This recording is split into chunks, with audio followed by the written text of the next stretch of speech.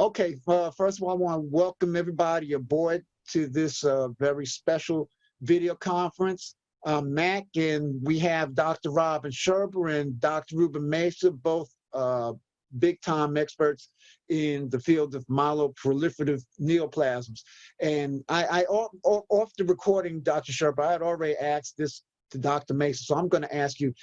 I told him, I said, you guys have got to be exhausted just from the mental stuff, the emails and the phone calls, and, in addition to what, your everyday routine. So how are you doing? Yeah, well, I'm doing well. I feel really blessed to have my husband, and we've been trying to weather through this, and it's been tough in terms of trying to come up with answers and figure out the best solutions to a lot of different problems that honestly I don't think we would have ever faced in our lifetime. But as much as I think it's bad for me, Dr. Mesa, he's sitting on task forces not only for the university, but for large portions of South Texas, and trying to help figure out these issues from really a systems perspective and a larger perspective. So he's been working really hard on this. Yes, indeed. Sure. On the plus side, you never know what will come in handy. So one thing that's come in handy is Dr. Sherber, in addition to being an amazing doctor, also raises some chickens. So we've been having some fresh eggs right off the Sherber farm, and that's been a real treat during this time. Dr. Sherber, I want you to FedEx me some eggs pronto. All right, I will work on that. Okay, so now my first question, and I want to start this off with talk of coronavirus and the impact it may have on us and how to better arm ourselves against it. But those of us with PV, now, are we in fact at a higher risk than someone who's without?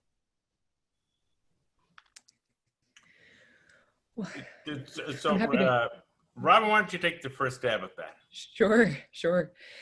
Well, the bottom line is we don't have any data as of yet of coronavirus and PV and how it impacts our patients. But what we do know is that patients in general with PV, we can see an increased risk of some infections, including some viral infections. We have seen in coronavirus and other populations that across the board, patients with cancer tend to have an increased risk of coronavirus. It's hard to determine how that will pan out for PV.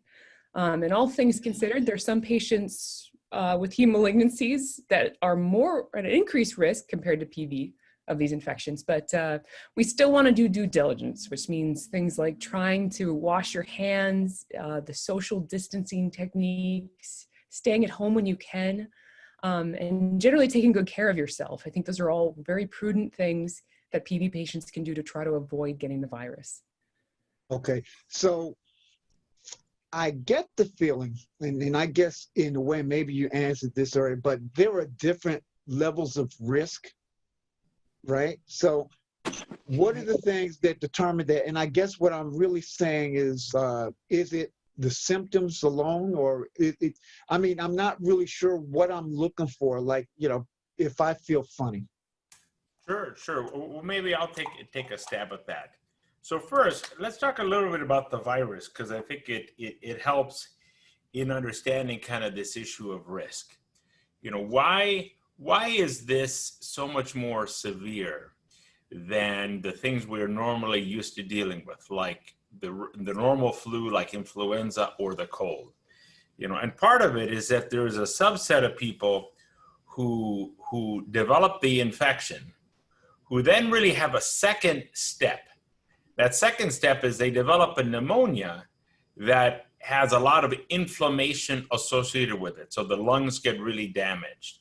So that's one of the reasons why there's been so much discussion of ventilators, intensive care unit beds, and why it has been such a strain. It is a more serious illness in a still less than 10% of people who get the infection, but enough that, that's obviously a huge problem. And clearly there are a lot of individuals that are passing away from this. So one of the things we've learned is that, unfortunately, anyone can be at risk of that second severe step. So although there's clearly groups that are at higher risk, it doesn't mean that everyone else is completely off the hook in terms of that risk. Sadly, we see people in their 20s, 40s, 50s who don't have other medical problems that have, passed away from the disease. So one, that's why it's so important for everyone to try to avoid getting it. Now, in the experience in China, which was kind of started this discussion, they found that people that had either advanced cancer or were receiving, cancer chemotherapy, had a much more difficult time with the infection. It's difficult to kind of extrapolate all the way from kind of that group, all the way to what it relates to patients with PV. But amongst patients with PV, one, there are the baseline risks that we know of. So we know that being older is a factor whether or not you have stents. We know if you have other medical problems, heart disease, lung disease, those two put people at higher risk, or other diseases like diabetes, etc. Basically, the more medical problems you have, probably the higher the risk. Now, PV patients are really a very broad group. It ranges from individuals who are young, who are well controlled with phlebotomy and aspirin, have never had a blood clot and feel well, to individuals that have much more severe problems, enlarged spleen, have had prior blood clots, are on multiple medicines. So I think with PV, how well controlled they are, how old they are, have they had complications from the PV in terms of prior blood clots, have they had other severe medical problems, as well as, how are their blood counts? It is possible that individuals in which the white blood cell count is lower than we would like, lower than normal based on treatment, that too may increase the risk. Okay, all right. And so with this coronavirus, and somebody was asking me about this, of course I don't have the answer, but if somebody with PV gets the coronavirus, do they continue taking their medication, or do they stop? I mean, because I'm thinking I would be worried that whatever you give me for the coronavirus, that maybe that medicine could possibly clash with what I'm already taking. I'll take a stab at that. So right now, as it stands, the majority of people with coronavirus, they have done a couple different studies. It looks like the majority of folks have mild to moderate symptoms, and that it doesn't transform to that basically that pneumonia stage and the inflammatory stage that Dr. Messa mentioned. So for the majority of people, I think staying on the medication that they're on is a good idea, just because we know that in other infections, once you get sick, there can actually be an increased risk of blood clots or other bad outcomes. And we don't want to have those outcomes with a mild to moderate form of the disease. The other reason why I would say I wouldn't necessarily go on or off your medication if you think you have corona, or if you think you're even likely to get coronavirus, is that, again, we don't have any reason to say that you can't stay on the medications you're on, and there are robust monitoring programs for our different MPN medications to make sure that everyone does stay okay on their medications, both long-term and short-term. But also because some of the medications we use in MPNs are actually being looked at as treatments of coronavirus. And so this includes not only interferons, but also JAK inhibitors. So I think it stands to reason that, although you could argue even some of the medications might lower blood counts, might impact our immune system, there's been thought that maybe they might even predispose to getting the infection. At the same time, they're also being looked at as treatments. So I think right now, the best thing you can do for your own health is to try to manage those blood counts appropriately. I wouldn't want them too high. I wouldn't want them too low. And to talk with your doctor if there's any question of whether or not you should go on or off a medication. Okay. And now, You know, and I would just add, you know, I think it's a natural reaction for folks to think that, you know, less medicine would be the way to go during this period. But, you know, the converse really might be true. You know, a patient who's well controlled with their MPN is probably at less risk of developing the infection than a patient who is unstable, meaning the counts are going haywire, or they've come off their JAK inhibitor, or they've just stopped their interferon. You know, being stable, feeling well is probably a much better way to, you know, fend something off than being destabilized by doing something abrupt with your medicines. So I and some other colleagues from around the world, we put together some draft guidance for the American Society of Hematology that's been posted on the web for hematologists who are referred to kind of by disease. What should we do? You know, for the most part, we've advised with MPNs to not make any drastic moves, because making a drastic move to protect the patient might inadvertently, you know, either ask for problems related to their MPN, they develop now a blood clot or something else, or two, might ironically make them more susceptible to being infected rather than less. okay. All right. Now, this virus, can it at any way, in any way, impact your blood count? And I guess I'm asking, you know, for more or less in a negative fashion. That's a good question. At least from what I've seen, so not only can markers of inflammation go up, so things like a ferritin or a C-reactive protein, and we do see those actually elevated in MPN patients as well at baseline. Not in all MPN patients, but some. But you can see some changes in the white blood cell count, and especially changes in the lymphocyte count that goes into calculating the white blood cell count. But for the most part, especially those changes in lymphocytes are not something that we normally see changed in MPN patients. How that really goes to influence the disease course, that really hasn't been figured out in terms of the coronavirus.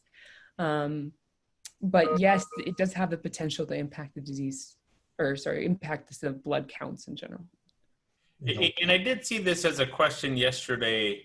Robin helped to lead for the MPN Research Foundation a Twitter chat, and there was a patient that asked the question. They had seen their platelet count go up kind of in isolation, and was that potentially a sign of them being infected? And I'd say at the current time, not that we'd be aware of. So again, probably would not expect just the blood counts to be a clue. You know, really fever, respiratory symptoms, those sorts of things. But the blood count alone probably will not be the clue that someone might be infected. Okay. And you heard Dr. Mesa, those of you who might not know, you heard Dr. Mesa refer to MPN, which is for myeloproliferative neoplasms. That is, in fact, the umbrella that these blood disorders fall under. Okay. So now we're going to get to the nitty-gritty. Are there any extra precautions, doctors, that we should take in advance of going to the clinic and getting our regular blood work and so forth? Yeah, either one. And I know, Mac, we've talked about this at least a little bit. I do think that trying to avoid large crowds if you can is a really good idea. And certainly I think a lot of us are doing that with the new social distancing restrictions and ordinances being put in place. That being said, it's hard to stay in the house entirely during this time. So I really think if you have to go out, if you have to go out for work, I'm more than happy, at least for my patients, you know, for a lot of them, I've been trying to help what I can with their work arrangements to see if we can't make some sort of accommodations for them, maybe that they can work from home more easily. That for some of them, they've elected to take some FMLA or Family Medical Leave Act time just to be able to spend at home. For those that that can already stay home, I do highly encourage that again, especially patients who are retired or are able. The complicated thing can sometimes happen when a patient's significant other still has to go in for work. Things like when a patient's, I've had a question of, one of a patient's family member worked for an airline and he was a pilot. And they were asking, what do I do in that circumstance? And again, taking these other precautions are kind of the best thing that you can do. So before you eat, wash your hands frequently disinfect different parts of the house that are being used. So everything from doorknobs to bathrooms to kitchen utensils, make sure you're getting all of those things as clean as you can. Yes, exactly. If you do go out there, initially there was a lot of mixed data on whether or not you should be wearing masks. I do think that in general, it's a good precaution. So it's not a perfect precaution. There's, again, a lot of mixed data on whether or not it helps or not, but you can say for a good degree of certainty, even if it doesn't necessarily help you not get the infection, if for whatever reason, if you had it, it would help you not to spread it. So I think that would be a really good thing to try. Yeah, otherwise just staying healthy as best you can. So eating well, still continuing to exercise. We know if you don't exercise or stay active, you can be at increased risk of blood clots, and we definitely don't want that. And then staying healthy mentally as much as you can. So still trying to connect with people, try to still, do FaceTime if you can, have that human connection. Dr. Mesa and some of our good colleagues have worked closely with the Calm app and mindfulness and meditation. I think that this more than ever is really something that you might have the time and bandwidth to try to pursue. And it can really help with basically feeling centered in the world, especially when you turn on the news stations.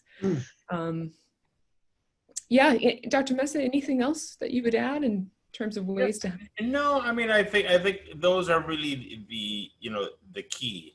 I think to take everything that they're recommending for the general public, but really, take it quite seriously. I think particularly during this period where there's really the greatest risk of exposure. I think, how that will evolve kind of after the surge, I don't think any of us really know yet kind of what those guidelines are going to be, but I think really trying to follow them as best you can is really key. None of us truly know for the individual PV patient, what is at risk. I do think that it's helpful for individuals just to connect with their physicians, either by phone, email, virtually. Both Dr. Sherber and I are doing many video visits with patients if it isn't necessary for us to see truly them face to face. After we're done with this discussion today, I have 3 patients that I'll be kind of seeing through my computer, and part of that is kind of seeing how stable they are with their MPN at the moment. Should we adjust the dose of their medication, how they're feeling, etc.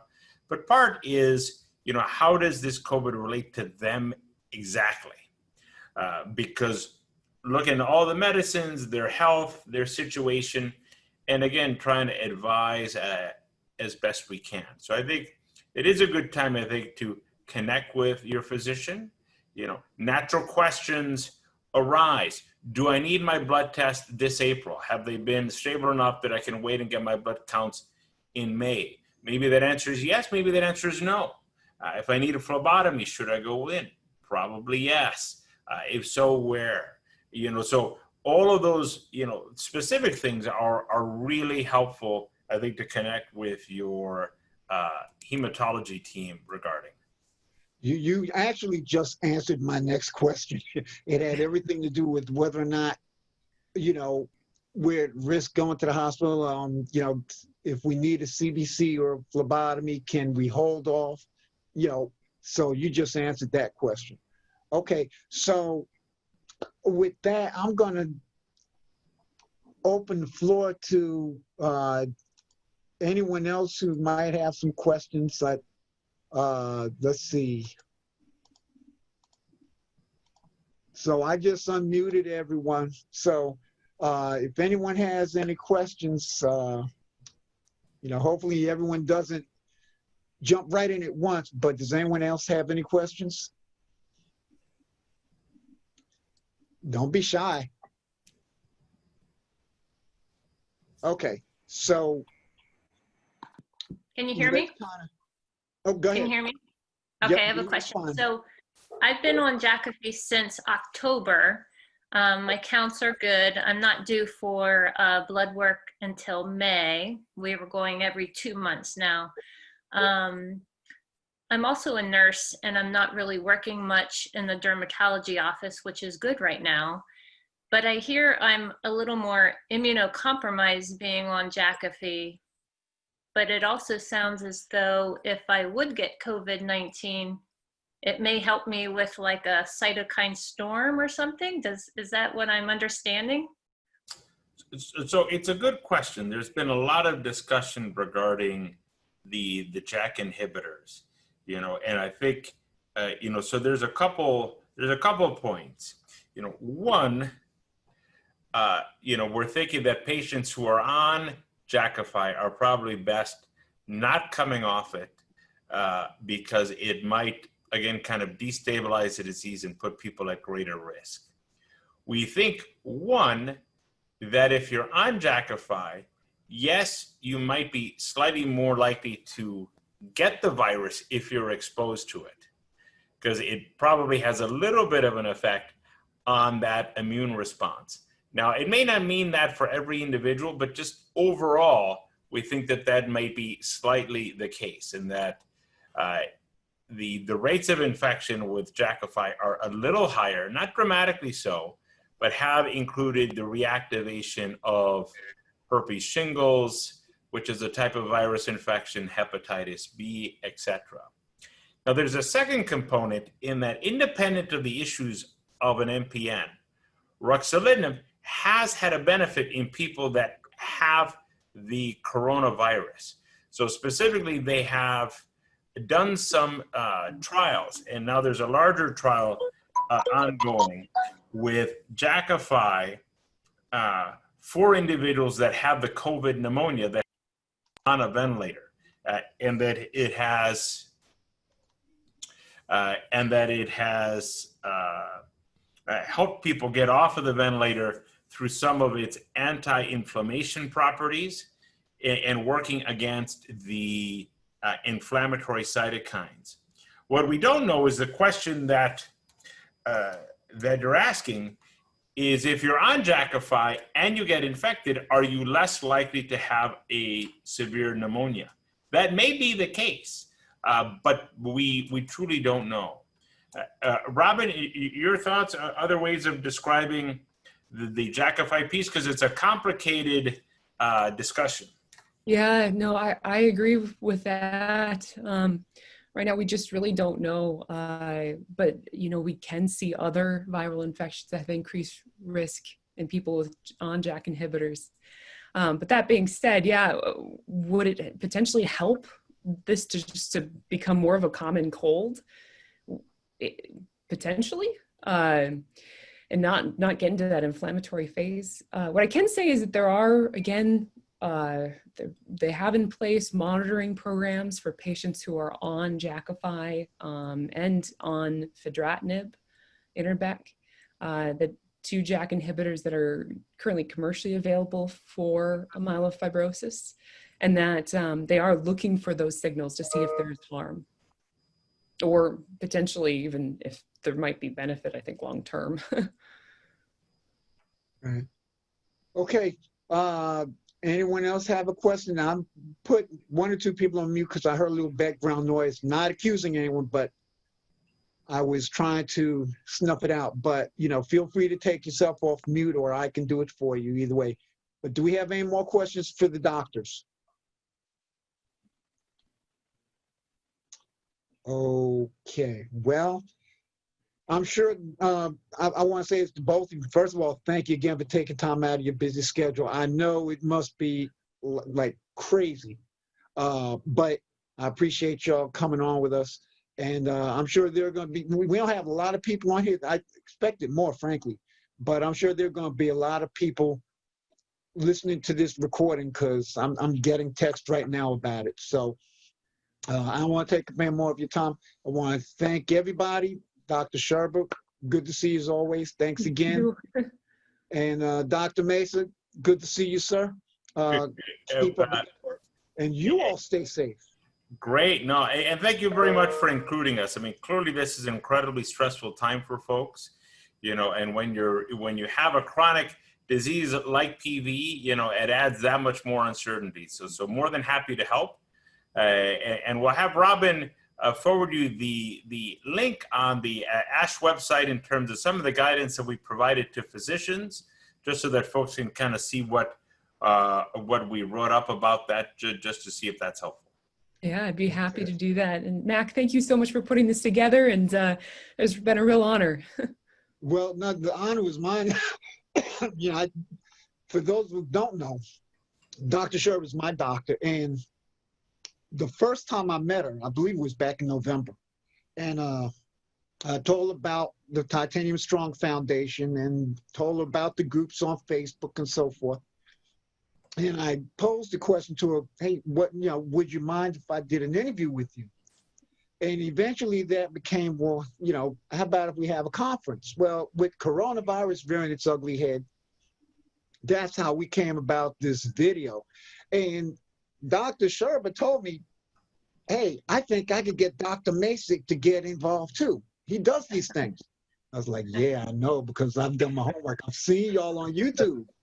So, I want to thank you all again. This has been my honor.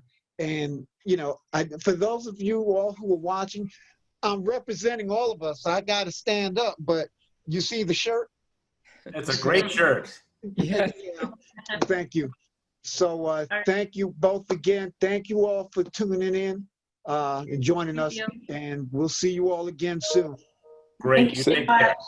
Bye-bye. Thank you, doctors. Thank you, Mac. I appreciate what you did for us today. Thank you very much. Thank you. Thank you. Dr. Sherber, I want my eggs. I'm sending you my address. Okay, sounds good. All right. Sounds really good.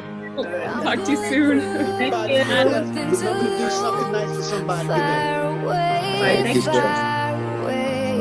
Ricochet, take your